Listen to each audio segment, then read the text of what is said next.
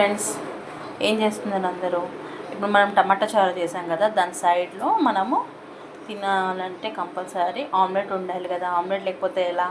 పాపడ్ అయినా ఉండాలి, ఆమ్లెట్ అయినా ఉండాలి. సో నేను ఇప్పుడు ఆమ్లెట్ చేస్తున్నాను అనమాట. చేసుకొని అందులో కొంచెం లైట్గా పచ్చిమిర్చి వేసాను, ఆ తర్వాత కొద్దిగా లైట్గా కారం వేసాను, సాల్ట్ వేసుకున్నాను.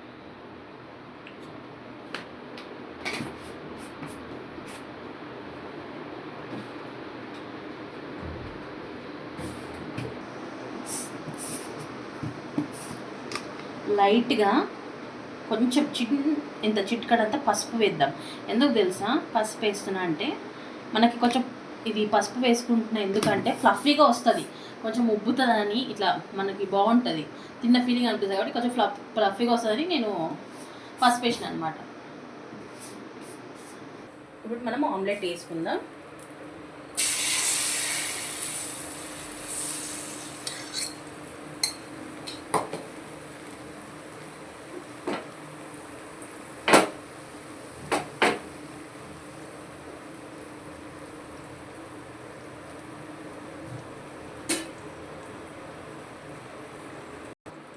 ఇప్పుడు మనం ఎగ్ పోసాం కదా, ఇలా మూత పెట్టుకోవాలి సిమ్లో పెట్టి. అది ఎలా ఫ్లఫీగా వచ్చేదని నేను చూపిస్తాను, ఓకేనా? ఓకే, మనం అది ఎలా ఫ్లఫీగా వచ్చిందో చూద్దాం, ఓకేనా?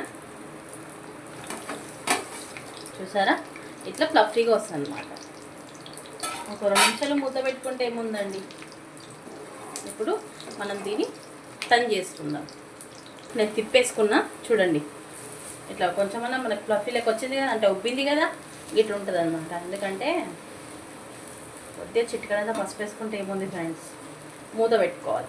ఇట్లా మనకి బాగుంటుంది అనమాట. వేడివేడిగా అన్నం తినేటప్పుడు ఇట్లా వేసుకోండి, ఎప్పుడైనా ఎమర్జెన్సీ తింటాంటేనే ఇట్లా వేసుకోండి, ఓకేనా?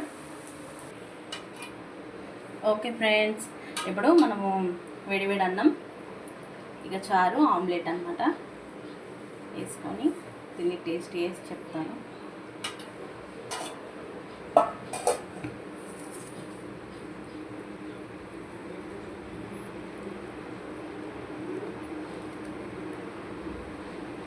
ఆమ్లెట్ పెట్టుకోండి వేడివేడిగా, ఓకేనా? రండి ఫ్రెండ్స్, తిందాం అందరము. ఓకే, టేస్ట్ చేసి చెప్తా.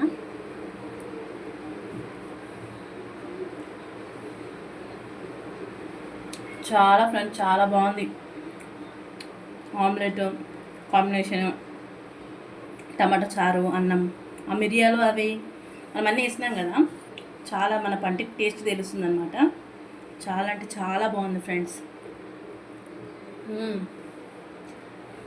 Super friends, nice taste. Compulsory try చేయండి.